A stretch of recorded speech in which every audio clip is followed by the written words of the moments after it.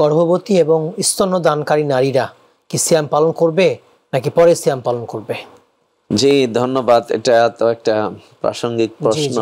আমাদের যে সকল মায়েরা গর্ভবতী অবস্থায় থাকেন তারা সাধারণত তাদের পুষ্টিতে তার পেটের সন্তান ভাগ নেন।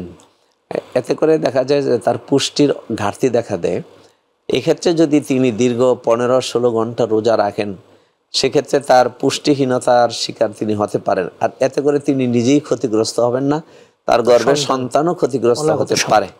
এই কারণে গর্ভবতী নারী তিনি তো মূলত মারীদের অন্তর্ভুক্ত, অসুস্থতার মধ্যে আছেন, সেই জন্য তাকে এই ক্ষেত্রে ছাড় দেওয়া আছে এখানে। তবে কিন্তু এটা হায়েজের মতো না, এটা অসুস্থতার মতোই যে পরে ফাইদাতুম মিন আইয়ামিন উখর, সে অন্য সময় এই রোজাগুলা রাখবে যতদিন না রাখে।